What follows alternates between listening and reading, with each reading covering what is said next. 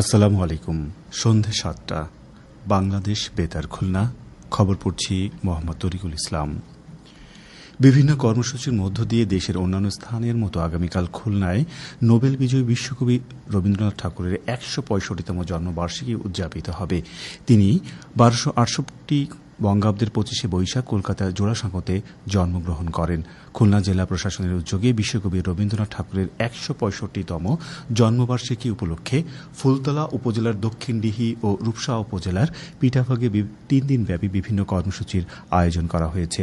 ফুলতলার দক্ষিণডিহি রবীন্দ্র কমপ্লেক্সের কর্মসূচির মধ্যে রয়েছে উদ্বোধনী অনুষ্ঠান, শান্তি ও মানবতার কবি রবীন্দ্রনাথ বিষয়ক আলোচনা সভা, লোকমেলা ও সাংস্কৃতিক অনুষ্ঠান। আইন, বিচার ও সংসদ বিষয়ক মন্ত্রী মোহাম্মদ আসাদুজ্জামান প্রধান অতিথি হিসাবে আগামীকাল বিকেলে কর্মসূচির উদ্বোধন করবেন।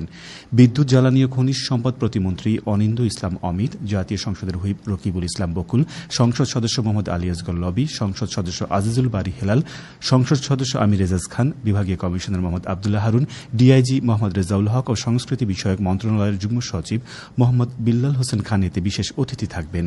জেলা প্রশাসক মিজহুরে জান্নাতের সভাপতিত্বে বিশিষ্ট শিক্ষাবিদ ও খুলনা বিশ্ববিদ্যালয়ের সাবেক ট্রেজারার অধ্যাপক মোহাম্মদ মাজহারুল হান্নান এতে স্মারক বক্তা থাকবেন।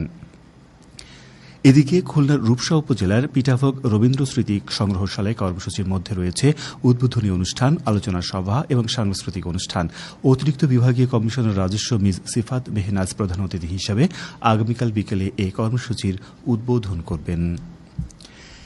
এছাড়া কুষ্টিয়ার কুমারখালী উপজেলার শিলাইদহের কুঠিবাড়িতে বিশ্বকবির জন্মবার্ষিকী উপলক্ষে জাতীয়ভাবে ৩ দিনব্যাপী কর্মসূচির আয়োজন করা হয়েছে। কর্মসূচির মধ্যে রয়েছে আলোচনা সভা, রবীন্দ্র মেলা ও সাংস্কৃতিক অনুষ্ঠান।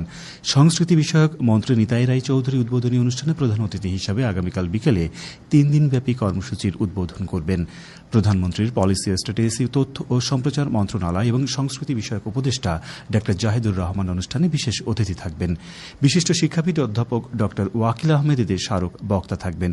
সংস্কৃতি বিষয়ক মন্ত্রণালয়ের সচিব কানিজ মাওলার সভাপতিত্বে অনুষ্ঠানে সংসদ সদস্য রেজা আহমদ ও সাবেক সংসদ সদস্য সৈয়দ মেহেদী আহমেদ রুমি বিশেষ অতিথি থাকবেন।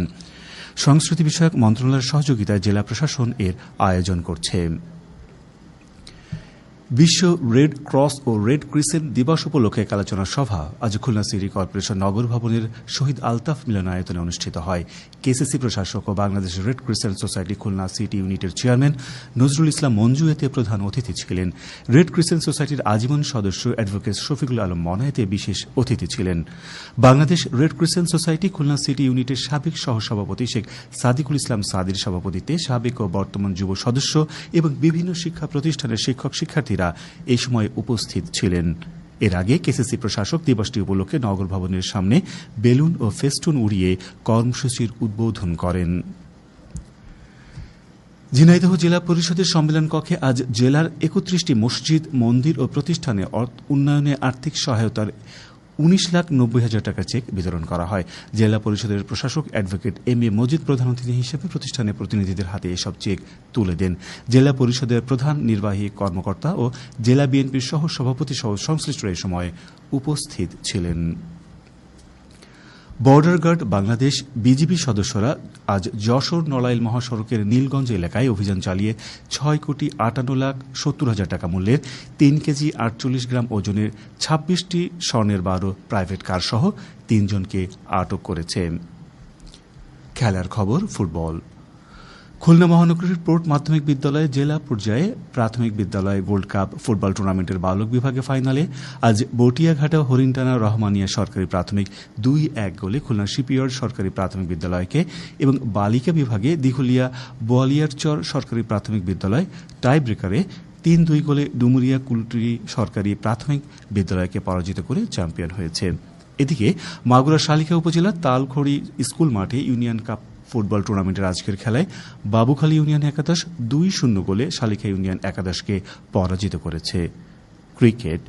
বাগেরহাট জেলা স্টেডিয়ামে নতুন কুড়িয়ে স্পোর্টস প্রতিযোগিতায় ক্রিকেট বালক বিভাগের আজকের খেলায় মোরেলগঞ্জ উপজেলা দল ৭১ রানে শরণখোলা উপজেলা দলকে পরাজিত করেছে। এদিকে সাতক্ষীরা জেলা স্টেডিয়ামে একই প্রতিযোগিতার ক্রিকেটে বালক বিভাগে কলারোয়া উপজেলা দল ৪ উইকেটে আশাশুনি উপজেলা দলকে পরাজিত করেছে।